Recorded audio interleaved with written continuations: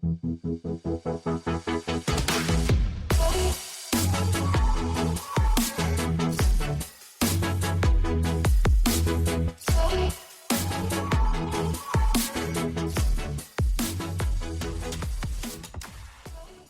up, guys? I am Justin. And I'm Jordan. And welcome to another video game podcast. A podcast where different gamers talk about different games. Absolutely. To start off with, Jordan, why does your mic sound like crap?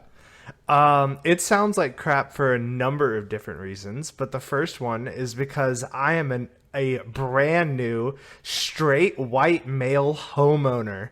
Yeah, that's right. I own property now. A lot of people were going to think you're about to come out. Straight white homeowner. Yeah, homeowner. Yeah. That's right. And my basement is pretty bare right now. I have no posters up. I have no soundboards up. I do not have carpet down here.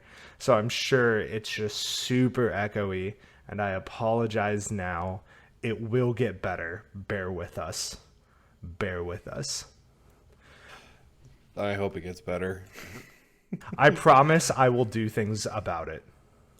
I'm the one that has to re-listen over and over. I'm just kidding. It's not even that too terrible.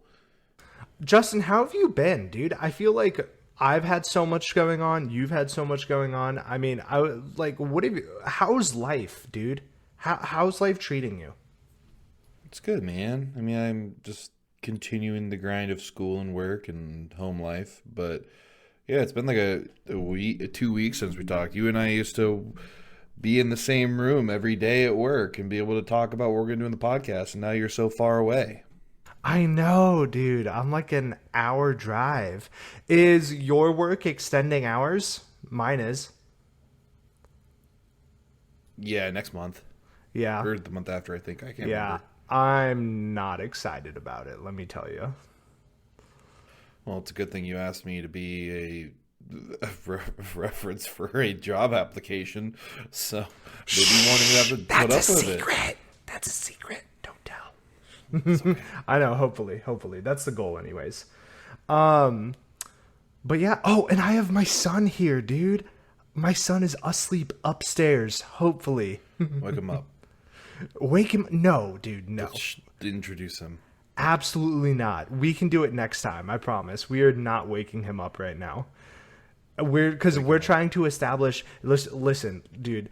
Being a parent, forget anything anyone else has told you. No. Forget anything anyone else has told you. Number one thing about being a parent is finding a consistent schedule and sticking to it.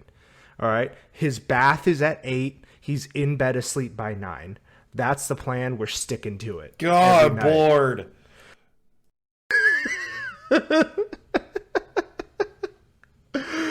Okay, yeah. Enough about me. Enough about my life. What games does your kid play? Right now he's really into Legos and board games. He hasn't. I mean, he's 4, man. You put a controller in his hands and he doesn't know what to do with it.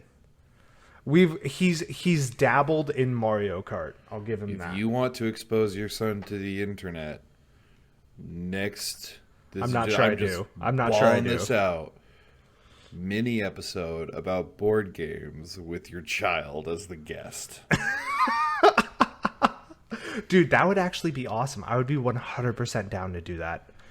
I would be 100% down to get that done. And I'll put featuring his first, middle, and last name.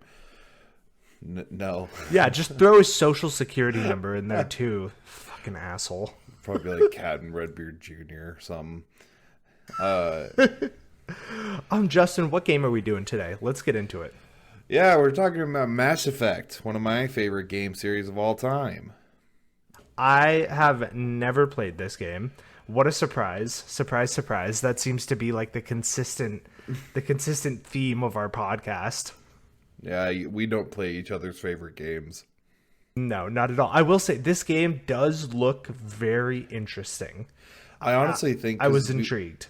We talked about The Witcher a few episodes ago, which if you haven't listened to our Witcher episode, we did it with our great friend Green Phantom 69. He's a local streamer. I would check out that episode. It was a lot of fun. But you were talking about how you really wanted to do The Witcher. I feel like transitioning from like a first-person shooter mode to The Witcher immediately might be a little bit off-putting for you in terms of the way it controls and the way it runs. I think Mass Effect would be a good like transition game. Really? I mean, the idea, at least like from what I understood, the game is about technology trying to obliterate all like organic material, right? Like machines. It seems very intriguing, very Terminator-ish. Yeah, there are these things called the Reapers, which are giant, like like the capital of the state we live in. Imagine like 4 of those like mashed together, like that big. That's one Reaper. And so there's a ton of these things, and they go around obliterating obliterating species when they feel like that species has progressed too far. It's a cycle that has gone on for thousands of years to keep the balance in the universe. Very Thanos of them. Very Thanos. But it's not about like resource management as much as it is like they already came around once during human species, but it was when we were all cavemen and Neanderthals. We weren't advanced enough. Oh, so they didn't give a fuck then. They didn't care, and now we are so advanced, along with some other species, that we all have to go so that we don't conquer all the new species trying to come up in the world. It's basically just circle of life stuff, and you play highly intrigued. You play as a character created Commander Shepard. Commander Shepard is basically the most blank slate, dry, like military guy, and that's good. So very, very Master Chief-esque. Kinda, yeah. A little bit more emotion, but the emotion is dictated by your choices. Okay.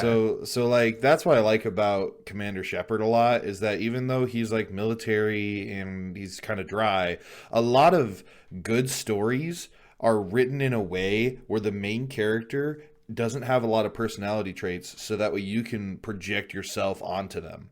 A really good example is Lord of the Rings. The reason that Frodo doesn't have as much character as like Samwise Gamgee is because they want you to be able to relate to him. I can see that. Yeah, that definitely makes sense. Like you don't make any too extreme decisions that someone wouldn't make in real life. That makes sense. It's like if I drew two pictures and one of them was super detailed and the other one was a vague drawing, your brain would fill in the blanks of what I missed on that vague drawing. And so they want you to be able to do that with the personality of your character. That's what most RPGs are like. That is really interesting. Kind of like how, have you heard of those like sound files where like some people hear like rainstorm and other people hear like umbrella or some totally opposite word? Have you heard of those? Oh, yeah. I feel like that's more akin to like the dress color thing. Oh, yeah, whether it was like gold or blue. I swear it depended on people's phone screens. I always saw gold and blue, which is honestly a weird one, apparently. No, yeah, you saw gold and blue? What the fuck? Yeah, I've always seen gold and blue. It was gold or white or blue and black. That's wild. Drop in the comments what color that dress is. We're gonna bring this back from 2017. I know. I think it was a little bit longer than that, but I remember I was in high school and my science teacher just came into the classroom and goes, "All right, first things first." Immediately put that on the projector and he goes, "Raise your hand if you think it's this color." And then he goes, "Raise your hand if you think it's the other." All right, now you know what everyone thinks. We don't need to talk about it. Yeah. Everybody who said this color gets a fucking F. Oh, that'd be weird. Just get out. Okay. Dude, I will say this game seems extremely interesting. So we watched that video. Why did that guy say that if it was made today that it would never, like, people would never release it? I didn't understand that comment at all. You know what I'm talking about, right? Yeah, and I don't necessarily agree.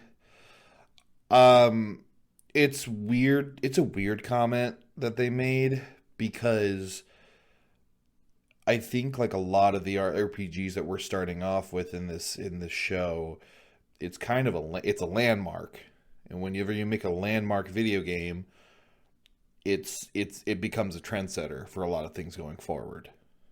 And so I can't really imagine where the sci-fi genre in video games would be without Mass Effect, and so therefore I have no idea what it would be like if they tried to release it today.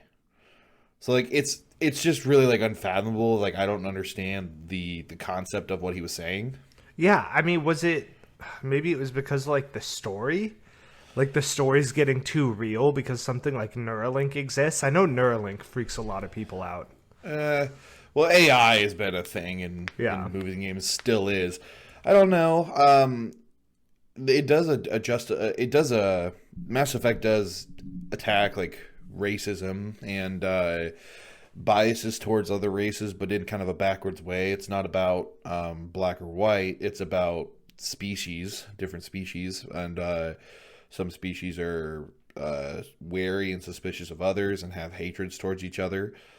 And some of it's unfair. Like there's a race called the Krogan. The Krogan are what you said look like that guy from Star Wars, but the frog. Dex. Yeah, from Star Wars Episode 2, the guy that runs that diner. Obi-Wan goes to him to find out about the clones.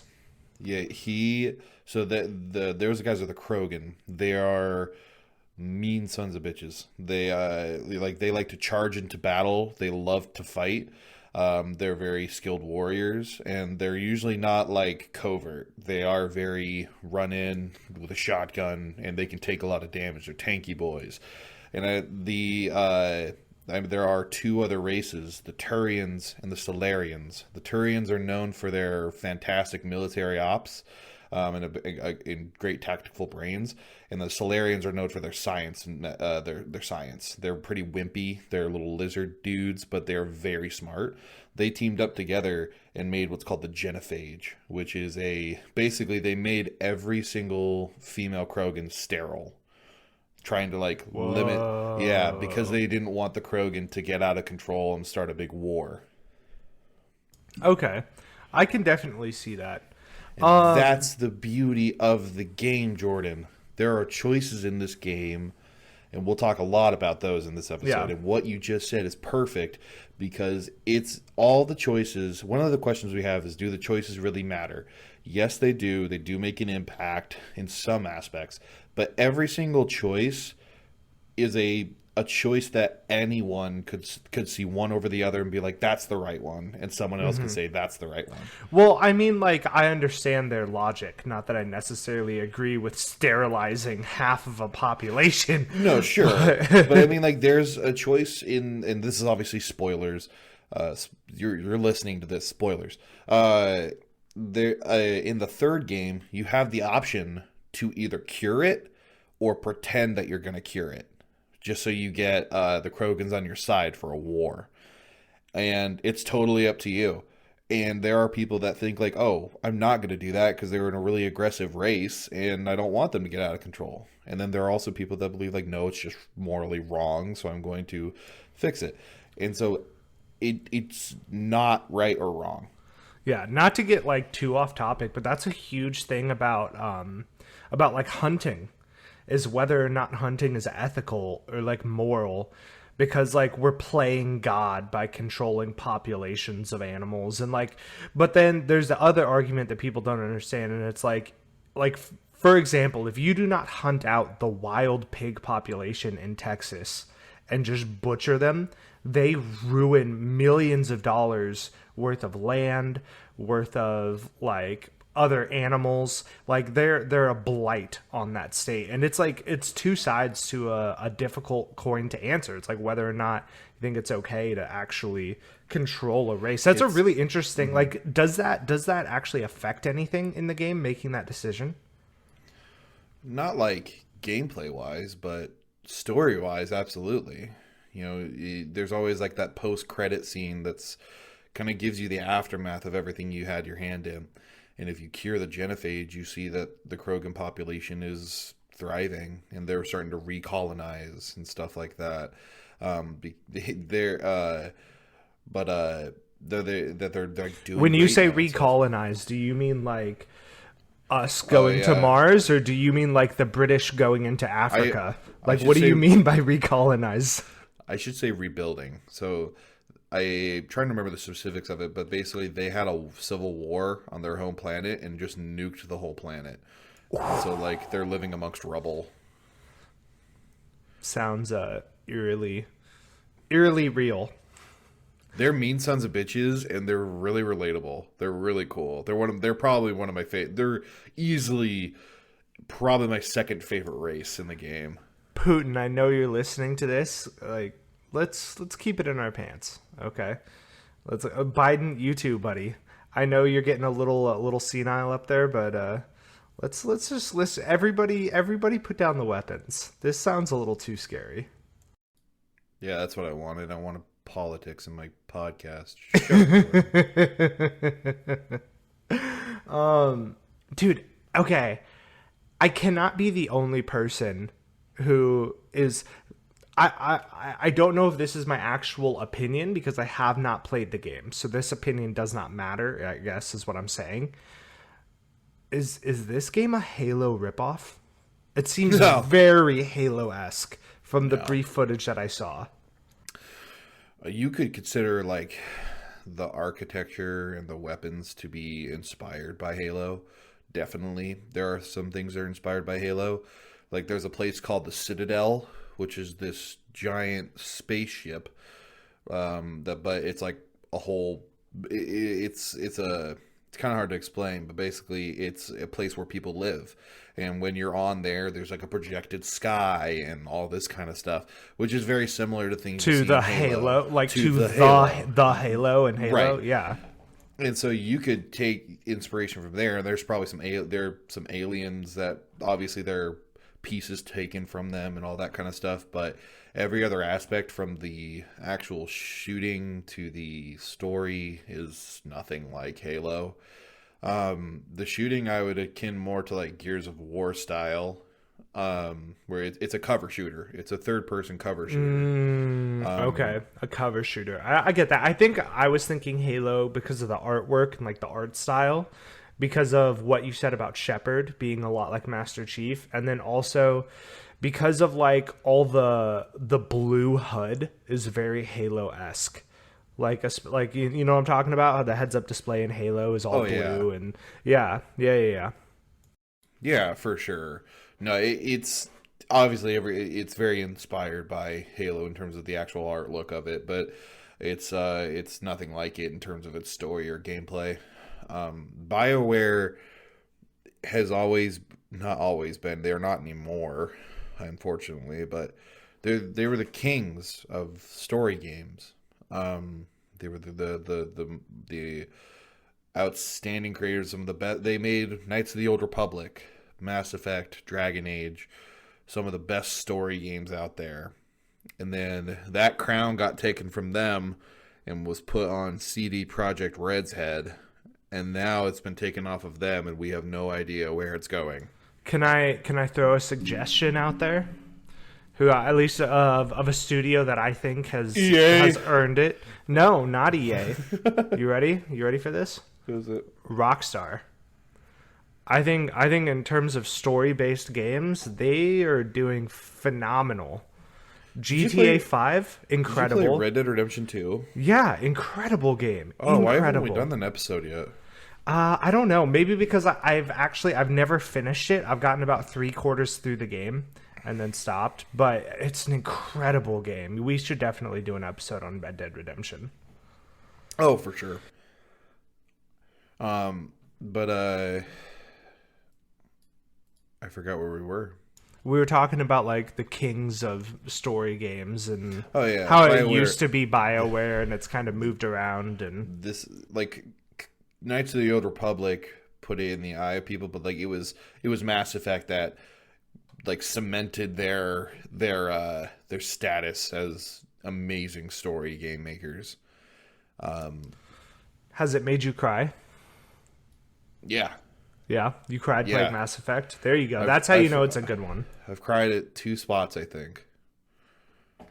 usually during deaths. But what's really cool, so there of the main three games, the second one is usually hailed to be the best, in which I both agree and disagree. I think gameplay wise, the third one is a lot better. And I actually really enjoy the third one a little more personally. But the story in the second one is super solid. It's a great game. And one of my favorite things is that if you don't upgrade your ship, like there's no ship combat, first of all. You don't fighting in a ship. You are the commander of a ship, and you have the option to upgrade that ship to have like better armor, better thrusters. And you're like, why do I need this if I'm not going to fight anything? Well, there's the last mission of the game is called the suicide mission. And you basically have to go into this base of this species that's working for the Reapers. And you have, if you don't upgrade anything, you will have, I think, 3 of your crew members, like people you have recruited and gotten to know and care about, and that like you can play with, and they'll fight alongside you. Named characters, 3 of them will just die while going to the island or going to the planet in a cutscene because you didn't upgrade anything. And then along the way, there are parts where they're like, okay, we have to split up the team. And then like you're going to lead one group, and then you can be like, who should lead the other group? And if you don't choose right, that person's going to die. And like different jobs that everyone has to do that you're like, you're going to die if you do wrong, you're going to die. You can mess it up so bad that Shepard dies. Oh, that's awesome. I was going to say, how many people can I kill? Everyone. Let's go. The last one is hard? So sad. Is that hard to do? I think you have to try, really. But like, what's really sad too is that like you can finish the mission accomplished, and then you're running back to the ship, and like if you biff this jump when you're about to jump back to the ship, Shepard just jumps off and just falls. That's awesome. Like that's it. He dies. He's just End of dead. Game. End of game. It's so weird. Oh, that's awesome. It's fantastic. And that is a great ending to a game where every single one of your choices up to that point have mattered. And then there's Mass Effect 3. Mass Effect 3 has choices that change things along the way during the journey, but the destination, the end of the game, no matter what you did in the past, you will be given 3 options, which I won't really talk about because you won't really understand it unless you play the story. But you'll get 3 options in the end. It's literally like, pick one, and that's your ending, regardless of anything you did prior to that. That's kind of stupid.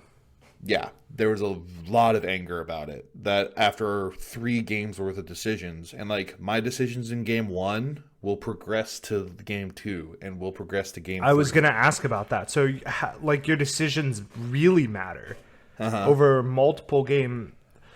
Did you ever watch Bandersnatch, the Netflix show? No. I highly recommend it. It is a show where you make decisions, like you, the viewer, and it changes the show. And there's like 7 different endings, and the whole TV show is literally about how choices in a video game don't really matter. Or do they matter? Or are you living in a simulation? Are you even making your own choices? Right? Because us, the viewer, is controlling the main character throughout the TV show. It's a very incredible show, and I highly recommend. But you want me to fuck with your head? What's up? You ever heard of, I think it's Schrodinger's cat? Kind of, but explain it to me. So there's this professor that had a desk, and he put a cat in one of the drawers of the desk. Put it in one half, and he put a bottle of poison on the other half of the drawer, and he shut the drawer. And he asked the class, is the cat alive or dead? And the answer is both. Because to our perception, there are both options. Like, there's no way to know definitively either. It is both neither and both at the same time. It like messed with my head. But the same thing is with reality, reality as we see it is only there out, like everything outside of our brain can never be proven as fact. Everything outside of your consciousness cannot, like I cannot prove that you are real, Jordan. I know. And that has made me stay up at night. Well, here's the real question too is, I mean, the human mind is so fallible. We can literally have memories implanted in our mind. Like, is what your conscious, or what is my conscious even like fact? And the answer is probably not. It's just how we perceive the world, which is really interesting. It's a really deep thought. So, if you take the blue pill, everything will stay the same. Have you seen the cut where like somebody takes both? They're like, I'm a little hungry. Give me this one too. What happens? I don't remember. I think they just black out and throw up. Oh, great. I wonder what would happen if you took both. Oh man, you would create two universes. Oh right. Yeah. Duh. Come on, Justin. Seriously. But the story is also where I think that Mass Effect Andromeda, which is the latest game in the series, falls short. Because I don't care about any of the characters in that game. Man, I could kill every one of them and I would feel nothing. Everyone is boring. I don't care about anyone in that game. The gameplay is awesome. You can actually jump in this one. You can't jump in the other ones. You can jump in this game. It's cool. But the story sucked. What was it about? Like it was still the same line? Or? No, it's not nearly as big of a deal. It's like, because in the original trilogy, you're fighting to stop the extinction of humans and like 5 other species. In Andromeda, it takes place in entirely another galaxy. Guess what galaxy it is? The Andromeda Galaxy. Ooh. But it's basically these people that wanted to be a part of this program where they get shipped off to the Andromeda Galaxy and they try to start life there, like human life. That's it. It's like finding another home kind of thing. It's like us trying to go to Mars, but way further away, like trying to colonize other planets. Yeah. And you play as this. You play off topic, but I really hope we get to Mars in our lifetime. Sorry, go on. That'd be so exciting. But you play as this kid whose dad is what's called the Pathfinder. Their whole job is to explore these planets beforehand and figure out which one is the best one for humans. And then your dad dies, and you become the Pathfinder, even though you're really not ready. And it has a lot to do with AI implanted in your head. And like, that's the only thing that makes you special, by the way, is the fact that you have an AI in your head. Other than that, you're nothing special. There's just this alien dude that inadvertently is messing up the weather patterns on all these islands, all these planets. And you have to stop him. That's the story. That's the whole story.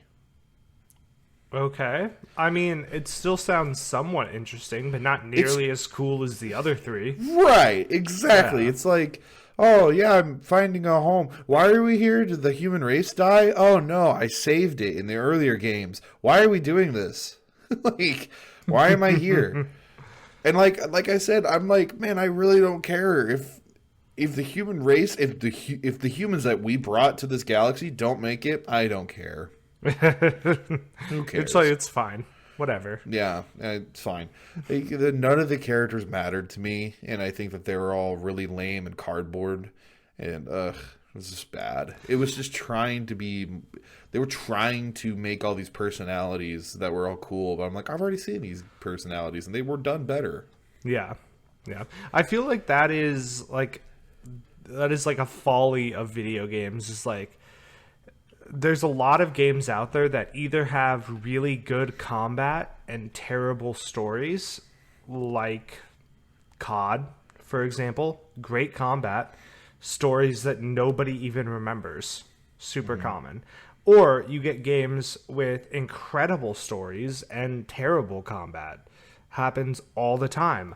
Yeah. Let me say it, Skyrim. Combat's dog shit. Dog shit. Terrible. But the story's very intriguing. I think then you have your hybrid, which is like the god tier perfection ones, like God of War. God of War is up there. I think The Last of Us is up there. Even though the combat's not great, it's enough. It's repetitive. It's repetitive, but I still haven't finished the second one. I have it, but I haven't finished it. It's incredible. Pac-Man, great story. Yeah, Pac-Man nails it. Yep. Sonic the Hedgehog, right up there. Dude, Sonic, it's good stuff. Galaga. Galaga's okay. I didn't like the ending as much. Yeah, fair. Dude, Skee-Ball nails it. Skee-Ball. VR chat. Oh my god. No, so tell me, I'm gonna get us back on track here because I have another. I know, right? I have another question for us, and it's I don't really understand, like the video that we watched together, it kind of explained it, but I don't really understand why it's called Mass Effect, but apparently there's like some really big reason that I'm just too stupid to grasp. Explain it to me like I'm 7. So there are these things that have been there forever called mass relays. Mass relays are like, it's like hyperdrive in Star Wars. So basically there are these energy sources. You fly your ship to it. It absorbs that energy and it's able to go super far really quick. And humans discovering the Milky Way's mass relay allowed us to meet these other species. So there's only one per galaxy? Yeah, there's like one per cluster. Yeah, there's a ton. They're not galaxies. I should say like solar systems. Yeah. Sorry. Okay. There's like one per solar system, and so this all takes place in the Milky Way. And so every solar system you have one, and there's and so that's why it's called Mass Effect, is because like these are the mass relays. And the effects of it's kind of a couple of meanings. It's like the effects of having these mass relays. Did they explain at all, like how they got there? Because I feel like that would be a very intriguing story. Yeah, they do, and I can't remember what it is. I'm pretty sure I'm pretty sure that they were there. No, I remember. I think that they were made by the same thing that controls the Reapers. That's like the very end of the third game information is how you get those. And but then there's also that, and there's also like the choices you make have a mass effect on things, massive effect. And so that was another way of interpreting it. But because that's what it was marketed as. It's always been like your choices matter. And this is the kind of the game that made it more cool to make different choices in like terms of dialogue options. Is that the only thing? Is it really just like dialogue options? Kinda, yeah. I mean, what you say can change to what you do. Like you have just like in The Witcher. It's like, oh, there's hostages over there, but our mission's over there. Where do we go? And then you just choose, and then. The mission, fuck the hostages, leave them. So that's the thing. There's a morality system. You can either become a paragon or a renegade. A paragon is the good side of things, where you're choosing the more morally high ground. You're trying to find the solution where the most people can live. And then there's the renegade side, which is victory at all costs. You know, like the people that die here will be saving thousands later. Kind of like how in Red Dead Redemption you have like the outlaw and the whatever the good side is, like the good Samaritan. Kinda, but less black and white, because it's more black and white in Red Dead. This is more just like different shades of gray. Like I was gonna ask about that though, because like real life is not so black and white, which is one thing that I don't really like about in-game honor systems. It's like we all try to be good people, but I mean, real life, you have to make gray decisions every day and just hope that you made the right one. Like, that's Yeah. just part of being human. Yeah, that's why I really like the voice acting for Shepard, both the female and male version.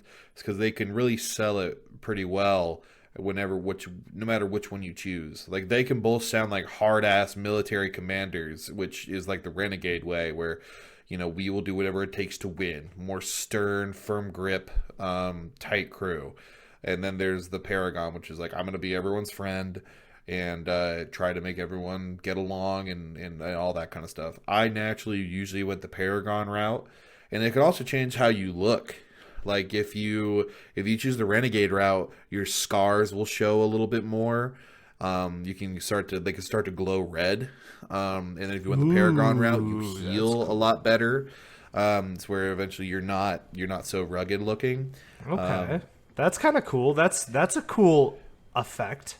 There's also these really cool QuickTime events during dialogue cutscenes that will show either the Renegade or the Paragon symbol. For example, that guy you said looks like the Star Wars dude. They're really aggressive people, and so sometimes to get their respect, you have to be aggressive back. They all have like shelled heads, and so they headbutt and stuff during combat. And I remember one of them was disrespecting you in the second game. And then there's a QuickTime event for the Renegade option that just like press your mouse button to do something. And I did it, and Shepard just headbutts him. That's and then cool. he's like, "You're tough." And I'm like, "Oh, okay, that was the right option." Nailed it. When is headbutting someone ever the right option? I don't know. It's all like. That's so awesome. Yeah, the Krogan are cool. They're like the strongest Krogan wins. They're pretty cool. And then they're all really quirky characters too. One of my favorites name is Solus. No, not Solus. Sorry. Whoa, that was a different BioWare game. Nailed it. Right. Justin is Googling. I'm pretty sure. No, it was Solus. I was like, that was driving me nuts. Wow, there's 2 Soluses in BioWare games. That's interesting. Okay. Yeah, no, I was Googling it because I was like, it's Morden Solus, right? But no, yeah, it is. So it's Morden Solus, and he's a Solarian, so he's really scientific, and he's really not good with people. He gives everyone like blunt facts, and he was also a doctor, so he'll just tell people they're dying straight up, and he has no idea. Like they get upset, and he just like his like thing is like emotions are useless, co-calculation, and but you end up loving him. And in the end of, again, big spoilers, near the middle of the third game, when you're deciding to cure the genophage or not, he's one of the people that, like, his race put that into play. So he believes that, no, it should be undone, right thing to do. And he's, like, really cold and calculated about it, but he's, like, clearly very sweet and very kind. And so the only way to do it is for him to put this injection into, like, a big tower that will spray out the cure, but that tower will explode, and so he basically sacrifices himself to cure the genophage. What did you choose? I totally cured the genophage. Nice. Because even if I didn't agree with the Krogan thing, like even if I wanted them to stay sterile, if you choose to fake it, you basically give him the wrong thing, and Morden goes up, kills himself, believing he did it right, and then all of a sudden he hears an error, and then he dies. The building explodes. So literally, his death means nothing if you do that. Oh, so he doesn't even die like a happy death. No. So I'm like, that's upsetting. Yeah. So I'm like, I can't do that to him. And like, that was one of the moments when I cried. I was like, no, you're my boy. And there's one character who I love more than anyone else, and I think that most people will agree with me on this. His name is Garrus. Garrus literally is your homeboy. Like, he's your best bud. Him and Shepard go out drinking and stuff like that. And I remember he's all the way first game, second game, third game. He's in all three of them with you side by side. And there was an amazing moment where the third game, shortly before the final battle, where like you're probably gonna die. There's the Garrus is like, hey, let's go grab go grab a car, which is like a floating car thing, a shuttle, and let's go up to this area over here. And so you're on the Citadel, and you're literally in like this area you're not supposed to be in, but you just have he's a sniper. And so he's like, let's finally see who's the better shot. And it's you two just taking turns throwing a bottle, and then the other person tries to shoot it. And you have the option to either like shoot the bottle or intentionally miss and stuff like that. And it's just a lot of them like cracking jokes at each other. It serves nothing for the overall story plot, but it makes you be like, I'm taking a break with my bro. There's a lot of moments in Red Dead Redemption 2 that are like that. Yeah. Where you just like feel good moments. Yeah, they're feel good moments, and they like just get you more emotionally sucked into the characters. And that's why they do those. Get you to like emotionally pull in. It's not necessarily about, it's one of those things where it's not about the destination, it's about the journey. 100%. Like, yeah. That's why I personally didn't really mind Mass Effect 3's ending. Yeah, it wasn't based on your choices. I don't think that the choices we were given were necessarily bad. And I'm okay with it. You know, I loved every bit going up to, like, for some people, the lack of creativity in the ending of 3 ruined the entire third game for them. And I'm like, no, that's why I still think 3 is my favorite, is because every single moment leading up to that felt awesome. And so the journey was incredible. And so I absolutely adore the game, the whole series. And I'm going to buy the new whatever it's called, like the remaster of the it. remaster edition. I'm gonna buy it. What game is it remastering? Is it remastering the first 3 as a whole, or just the third one? All 3. All 3. Ooh, intriguing. Yeah, be a good chance for you to get into it. Yeah, because that was my only drawback. You know me, I'm a vain bitch. I don't want to look at shitty graphics. Right, yeah. So like it's obviously not as good as they can be nowadays, but like I say, it's a remaster. All the polygons are increased, and it looks a lot better than it did. But yeah, if you want to experience the game, now is the time to do it. So in our notes for this episode, it just says space boobies. Space boobies. Yeah, what's that about? Talk to me, baby. So you remember how in the video we watched, this game was called a space soap opera? Yeah. Yeah, there's a lot of romance like a soap opera. Like a lot of sex. Like you can choose to romance people along the way, and then always near the end of the game, you have sex with them. And depending on who you're choosing, there can be like full on like boobs out, you know. Hey, turn up. Right, and this went on the like news channels. Like, they're putting sex in games. There's sex in this game. How atrocious is this? God. Oh, God, they're putting sex in games? They're turning the freaking frogs gay. Humans don't have sex. Yo, did you hear? Okay, not to get off topic, but that was like kind of true. There was like a chemical that was turning frogs transgender. Isn't that fucking wild? Yeah, I understand. Nor do I care. I know, I don't care either, but that just blew my mind to find out that was actually. If you're a like, frog and you're listening, you should know that I support your life choices, regardless of the water you drink. I'm deciding if it matters because I'm talking about frogs or not. I'm going to be a good guy. Yeah, live your life. I don't give a fuck. Yeah. You're a frog. You're a frog. You live your best frog life. But yeah, okay. I also heard, though, that there's not as much nudity in the remaster, that they toned it down. Is that true? Really? Yeah, there was an article about it. Let me see if I can find it. Oh, it's stupid. Yeah, let me see if I can find it. Yeah, find that. I hope not.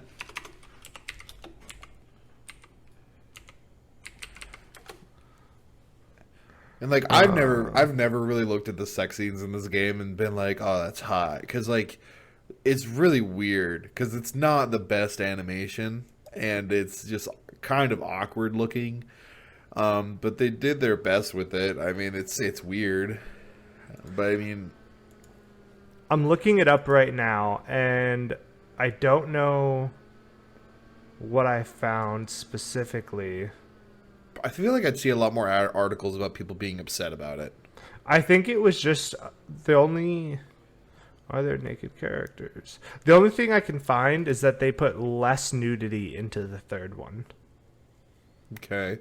Yeah, I don't know what I heard then. Maybe I'm just tripping. Yeah, I don't know. Um, but yeah, space boobies they're pretty cool. But there's a Space romance. movies are pretty cool. Space boobies are pretty cool. There's Justin, this is why we're friends. This is why I love you. there are romances in the game that are actually really nice. There's a gal named Tally, who I absolutely adore. She's part of this race called the Quarians. That they have basically shot immune systems, and their home planet is the only place they can live on. But their homeland was taken over, and so Aliens with AIDS. Not AIDS, but like Space they AIDS. always have to wear these suits that cover their entire body, or else they'll die. Okay. And so like you can have this romance with her, and she's super sweet. I love her accent. Oh my god, her accent is hot. And she and in the end of the third game, when you do the dirty with her, she finds she does her best to find a way that she can take off her suit for a brief amount of time just to be with you before the last mission. But there's a mission in the third game where if you're romancing her, it's extra sweet, where you take back her home planet. And like you, Aww, and then like so that you can bang. So you two are sitting on a cliff together, and then like you help her plant. I think you help her like plant a seed, just like regrow stuff, and it's super heartwarming and super sweet. I'm all smiles right now. Yeah, you might be surprised. One of the voice actors in the game, by the way. Who is it? The pilot of your ship in all three games. His name is Joker. He's played by Seth Green. Opens Google. Oh my god. The creator of Robot Chicken. He's also in Austin Powers. He's also Chris from Family Guy. Yeah, okay, Seth Green. Okay, I know who that is. Yeah, I know him as Chris from Family Guy. But yes, all the other things too. Seth Green is super funny in the game. Yeah? Yeah. I mean, he's a funny guy. Oh yeah, he's a really funny character, and he has a lot of really good moments. There's a ship AI named Edie, and eventually she finds this robot body that she puts herself into so that way she can join you on missions, and then Joker falls in love with it. Oh my god. And it's really funny because Edie the whole time is also having feelings for him. It's artificial intelligence, and she's like, how do you people like try to flirt and like stuff like that? It's kind of like, oh, you kids. Oh, you kids. You kids. And you have the option to try to break them up, and I'm like, fucking why? This is awesome. Oh, that's awesome. What were like the stats for what were the sales numbers for the game for all three? Like, I'm just curious. Like, I want to know like how big this game actually was, because people say that it was big, but I also only know like besides you, I only know like one other person who's played the Mass Effect games. The first one didn't sell as well. But let's see here.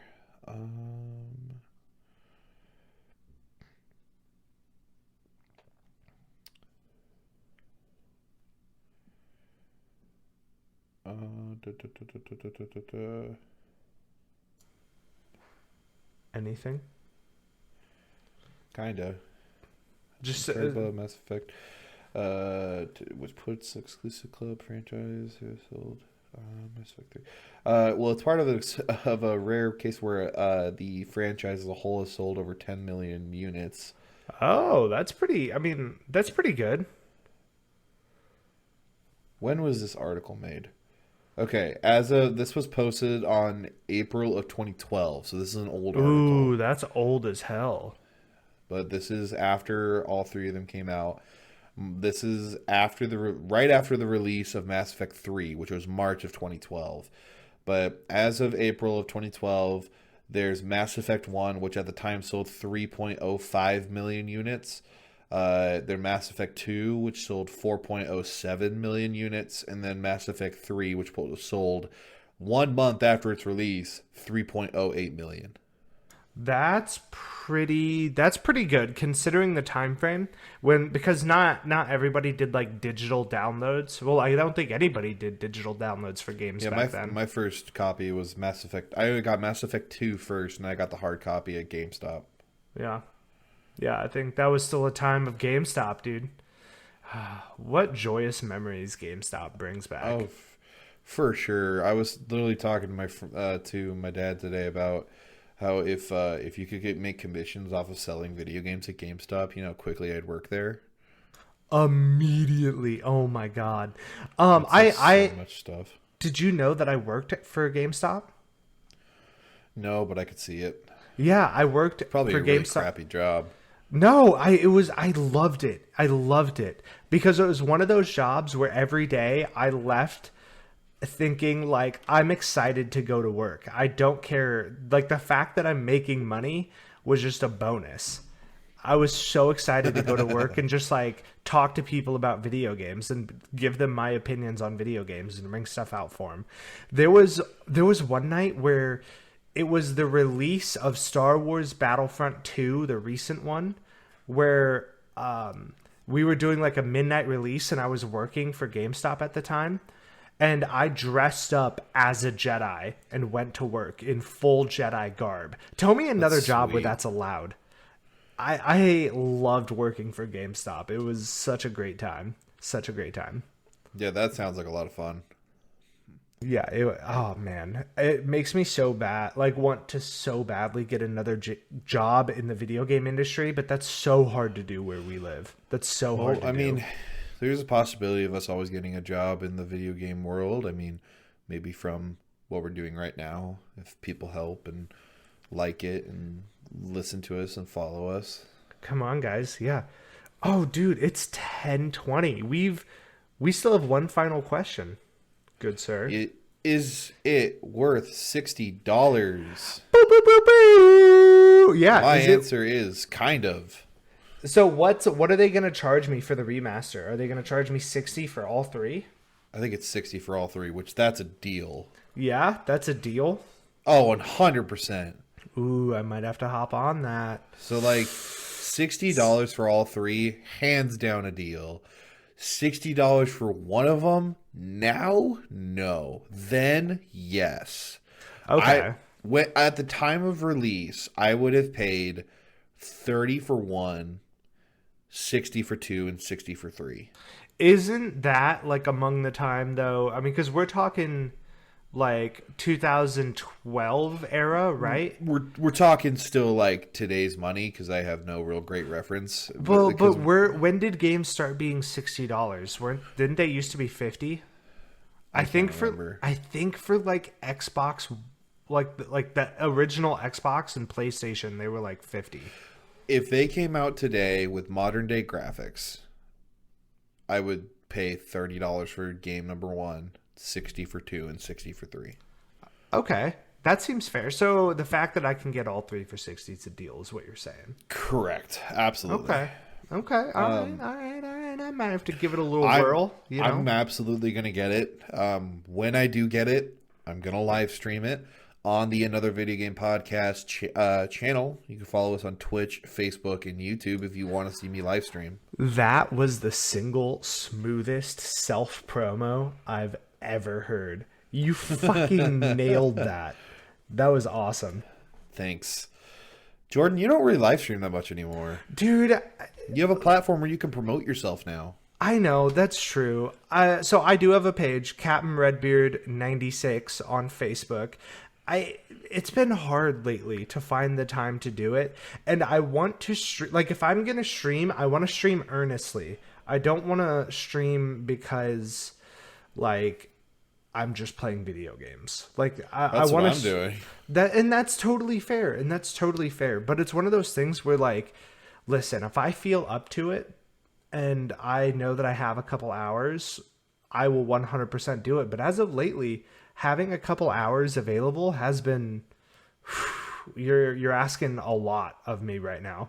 But here's the thing, I still love doing it. Captain Redbeard 96. Give me a follow. Maybe one day, I will pop off. But for right now, I'm just happy doing this podcast with you. Like, honestly. Heck yeah, man. I love doing this. But yeah, Jordan, I would get the game. I think that I think that it would be a really good like instead of just jumping into the pool of hardcore RPGs like The Witcher. The Witcher's pretty much a deep end. Like, that's pretty hardcore. Casuals can love it. I'm not saying casuals can't. I'm just saying there's a lot, and if you're not used to an RPG, it'd be kind of off-putting. But if you want to take it slow, and just step down the stone, I think Mass Effect would be a really cool place to start. I will check it out, buddy. But yeah, like I said, I'm hopefully going to be streaming. I know I streamed a couple times. Even if you miss my streams, on the AVP channel, you can find them on YouTube and Facebook after the fact. There's a playlist now for the live streams that I've done. Follow us on all of the social medias. I'm really slow on social media, so that's why you only see like one Instagram post and a couple Facebook posts. I have a really hard time remembering to do posts, and so I'll probably do one right after this while I'm editing. But we're on every social media platform. We're on every listening platform except SoundCloud because we're not rappers. But we could be. But we could be. Spotify has been really kicking off a lot more with different people listening. If you're liking all this, follow, because we're getting a lot of listeners, but I want more followers on there. People that are alerted whenever we get a new episode out. Just because your continued support is what's going to help support us and help us keep going. We're not doing it just for that, but we want to be able to make this bigger. We want to be able to give you the best quality that we can. And we can only do that with your guys' support. Dude, I think you nailed it. I think you said it all. I think we wrap it up, buddy. Help us get Jordan a better microphone. Dude, a better microphone and like some sound panels, man.